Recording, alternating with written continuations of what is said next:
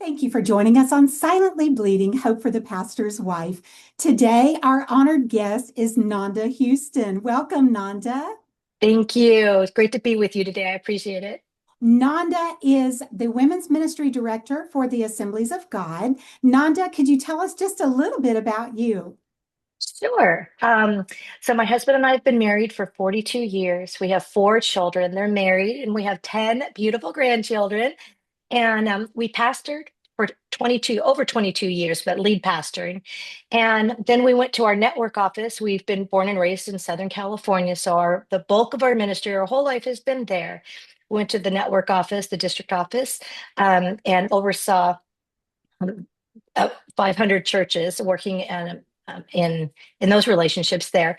And then 3 years ago, got a call to come to the national office, and we really felt like the Lord was in it. Otherwise, why would you move? We don't do those things, but that when the Lord is in it, that's what you want to do. And He made it real plain to us and real clear. So now I just oversee AG Women for the national office and also Ministry Wives.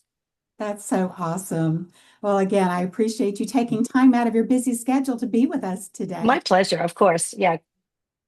Nanda, you said you were a pastor's wife for 22 years. What were your initial expectations of being a pastor's wife when you first got started?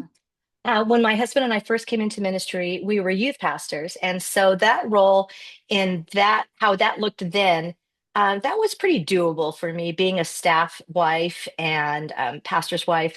And that was comfortable. It didn't take long, though, before the Lord made me very uncomfortable. And we became lead pastors at a very young age. And we knew it was the Lord. We stepped into that, gave that yes, and no regrets. However, I don't come from a ministry background. My mom took us to church, but my dad did not go. And so I really didn't have even models of what pastor's wife looked like. So I looked for those from my peers and had some relationship, but it was kind of a hard go. I have to be honest. I was I was idealistic, and I didn't realize. I thought that we're all Christians. So if things happen, we just talk about it and we forgive each other and we get along. And um, that wasn't always my experience, because church life can be a little messy. And so that kind of was a shock to me. But little by little, the Lord helped me with those places. And actually, now I have a place to help to remedy that. And that fuels me. Some of those past places that I was disappointed and hurt, um, I don't want to say that everybody has to experience these things, but they do. They are familiar to most pastors' wives. So the joys are tremendous. I wouldn't trade it for anything. However, there's some things that can really knock you down for a minute, and it did for me. But with the Lord's help and seeking His face, felt like I've been healed, or I've been, have a little bit more understanding, and now I am in a position to help with other ministry wives, because one of the things that were devastating to me was loneliness and isolation. How did you deal with loneliness and isolation?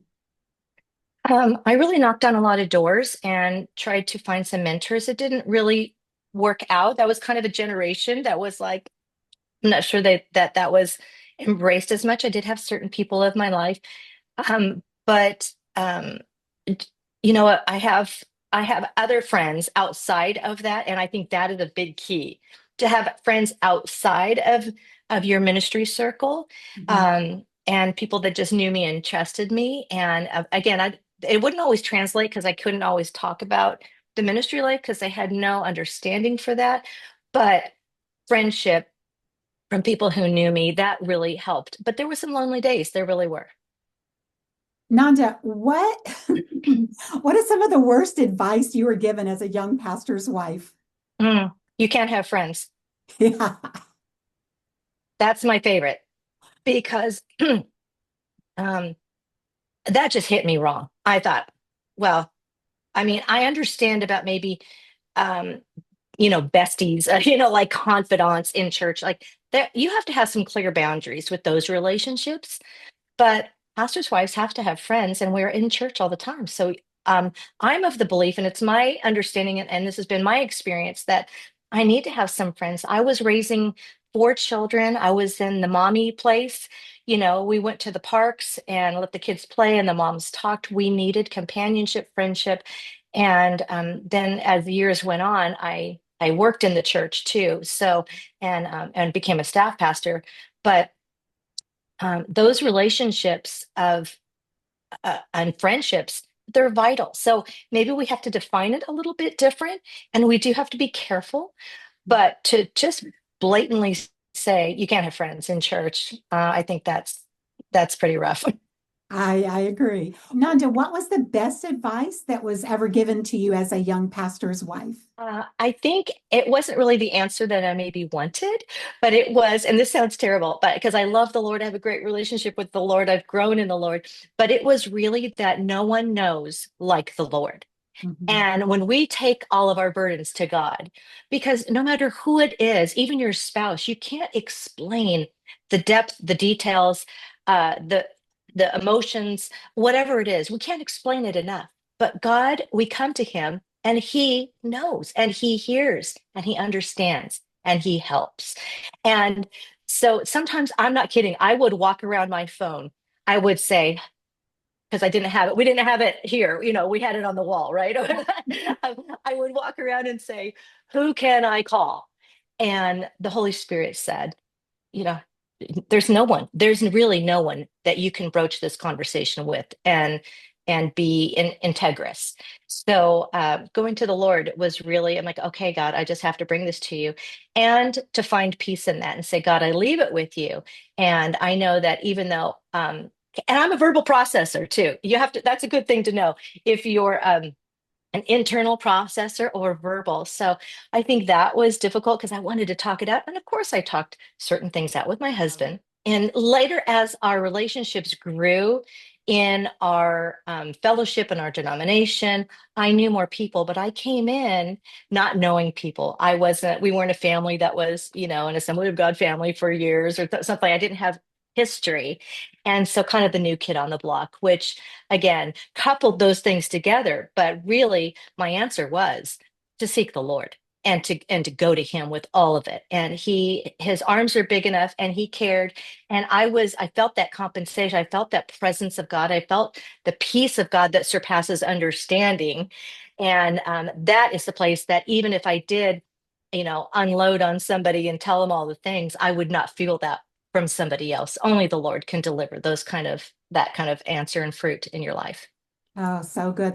That reminds me of the old song, No One Ever Cared for Me Like Jesus. Mm-hmm. Yep. Some of those Yeah. old songs, wow, the truths are so It's true. powerful. Yes. Yeah. What is something you wish you would have known, Nanda, before you were a pastor's wife and stepping into this role? That's a great question because you don't know what you don't know. And so a big surprise for me was now that I'm 4 decades in and just seeing God's faithfulness. He knew from the beginning, and this could make me cry right now. He knew in my young days, in those early days, he knew where I would be now. And I think that, to take that lid off and just say, God is directing your path. God has a purpose and a destiny that is suited just for you, woman of God. And to trust that. I believed that, but you just never know where your path is going to go, also. And not that it's all rosy because it wasn't. There's been bumps and turns in the road. But here in this place, I am just overwhelmed to look back and see God's faithfulness in such a profound way. And when, we've been made by God and for God, He has a purpose for us in the places that He places us because we've been made for that. I do believe that very much, that we have been made with the purpose that God had in mind. And when we surrender to that, which is a big key, instead of fighting it, surrendering to that, we'll be surprised because we were made for those people, that church, that place, that circumstance. I do believe God put us together and placed us there, which does help you in hardship then say, okay, God, I know you have a bigger plan here. And I'm not going to die here, at that I know that I will get through, you will help me, and that there is something that I am depositing here. There is something that people that I'm ministering to, and you're going to make it count. So the biggest surprise is now, this many years down the road, to look back and say, unbelievable, the faithfulness of God. He was ordering your steps. And, Yeah. when we're younger, sometimes we can't see, we don't understand.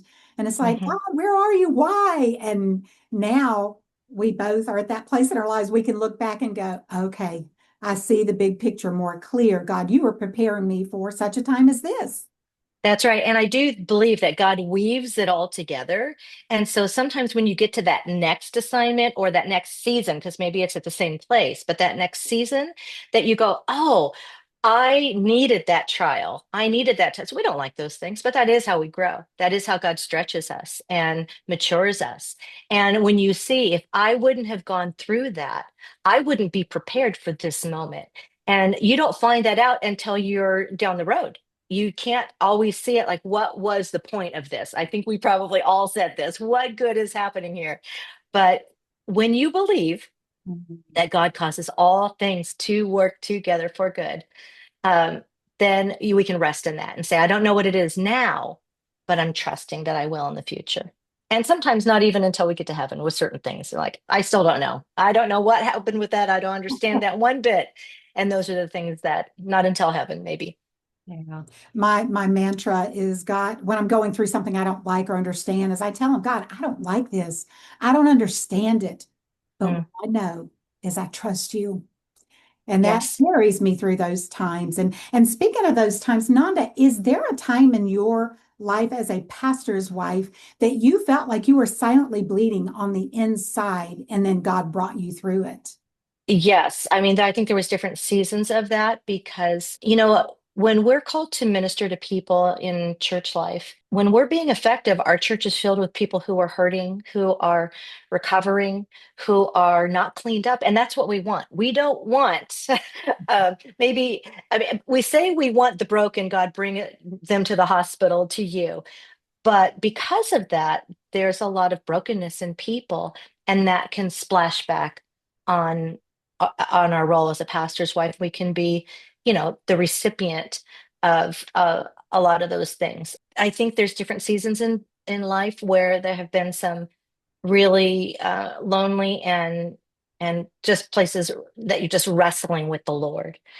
That's not all bad. First of all, he doesn't want us to writhe or anything. He's not looking he doesn't find pleasure in our hurt and our pain, but it is how we grow and it is how we cling to Jesus during those difficult times. I think uh, one of the most difficult times is, and I'm sure we've all faced a level of it, betrayal is very painful when you're ministering alongside people. And I think that's a thing that I'm still in shock about. You're ministering alongside people, working in church, and then something happens, and let me just tell the pretty much the normal situation. It happens to us all, and the family decides to leave the church. And sometimes it is peaceful, and we always led in the way and just said, hey, there might be a day that you leave. We told that um, our visitor meeting, when people were getting to know a newcomers meeting. We said, if you land here, great. Although there's many wonderful churches around us. So, the day that you want to leave, please leave well, because how you leave is how you're going to the next season that you're setting up. So we talked about these things regularly, but when friends and co-laborers chose to not do that, that was the most painful to me, because I thought we'd already talked about the, like, if this situation happens, then we understand and we don't like it, but people do move on.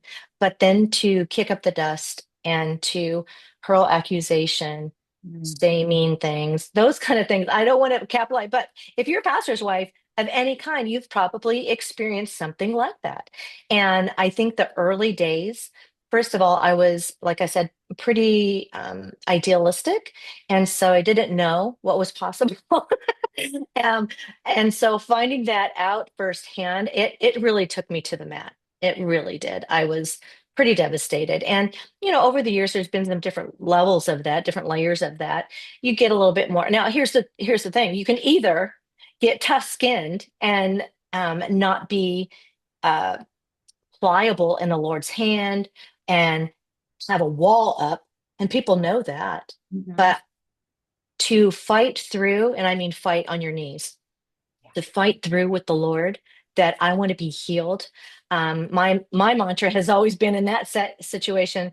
Uh, I don't want to smell like smoke. The three Hebrew children went in the fiery furnace. They were tested, but they came out and there was a few things, right? They were loosed from the bonds, but they didn't even smell like smoke. And I have been, I don't want to say petrified in a scary way, but I don't want people to hear me in any capacity and go, oh, she has an edge to her. Oh, what did she go through? She's still carrying wounds. I did not want that. And I've asked the Lord, in any places, and He does. If you ask Him, He'll show you. He'll put His finger on your heart and say, this is still not healed. And healing does come in layers, and it isn't always reconciled with people. The fact that sometimes we are agents of reconciliation, but sometimes people don't want to be reconciled. And so we have to be okay with that, Lord, someday maybe. And actually, when you're in it for the long haul, sometimes there are those reconciliations. We've gotten those Facebook messages about, hey, it was years ago and da da da da, da, going over some details, but thank you and I'm sorry. And again, not that we've been lily white and perfect, because we're just all flawed people, but those kind of situations were really and I didn't have people to talk to a whole lot during that. And then I felt badly, like, what are we doing wrong? What if this is happening? What if is this the fruit of our ministry? No, it's not the fruit of our ministry. But we have to know that there is an enemy out there, and he hates what we're doing. He hates the pastor's family, and we do have a target on our back. And so, not in a scary way, but in a realistic way, we know there's spiritual warfare. And if you attack and hit the pastor, his family, then you influence a lot of people in the church. So, what that makes, again, those responses after we hit the mat, right, is first of all, I don't want to smell like smoke and I want to come up better. Lord, I insist that I become a better person from this. Help me to grow in this in the middle of very painful situations. So good. So good. Thank you for sharing that. Nonda, if you could go back and encourage your younger self as a pastor's wife, what would you say to young Nonda? I think I'm probably reiterating some of the same things, but it would be don't second guess how powerful going to the Lord is in these things. Um, and there will be a better day ahead. I think that we are introspective as believers, as women who are in ministry and called and who are in these places as a ministry wife or a pastor's wife. And it is true, what we should do first, no matter in those situations, is say, Lord, is it me? What is inside of me? Mhm. But we can be extra hard on ourselves too, and to really take it with a grain of salt and say, you know what, this is part of the journey, and God, you are going to work it for good. And to be encouraged that God is in it for the long haul. I really am amazed as I look back and say, I wish I could have told myself, like, it's going to get better. Don't worry. You will get over this. Um, and learn from it, grow from it. Yeah. Thank you. So, Nonda, for that pastor's wife that's watching right now, and she's in the midst of a fiery trial, what Mhm. words of encouragement can you just speak to her? Sure. Well, you are not alone. This is why, Jan, so many people are surrounding pastors' wives, because what you're doing is amazing. What you're doing is honorable. What you're doing, not everybody is called to. And if there is one thing I can tell you, it is my life verse, which is trust in the Lord with all your heart and do not lean on your own understanding. In all your ways, acknowledge him, know him, and he will direct your path. And I just want to go back on that first part of the verse, because we say, trust in the Lord. And we say these words, don't lean on your own understanding. But that means that there's heavy lifting on the trust and not on the understanding. And don't lean on your own. So our part is the trusting, not in the understanding. We don't always understand, but God will see you through. Yes, so good. Thank you so much, Nonda. I appreciate your time today and your words of Thank you. wisdom. I'm sure it's going to bless many pastors' wives. Thank you so much for watching Silently Bleeding, Hope for the Pastor's Wife. My friend, if you're watching today and you're hurting, you're not alone, as Nonda said. I'm going to leave our email address down below. Feel free to email us and we will pray for you. And I'll get back with you as quickly as I possibly can. God bless. Thank you for watching Silently Bleeding, Finding Hope for the Pastor's Wife. I look forward to connecting with you. Feel free to leave me comments down below and make sure and subscribe. If you want to know every time a new video is coming out, hit the bell. I would be so delighted if you would also hit the like button, and feel free to share this video with anyone you know that this would encourage. Blessings, my friends.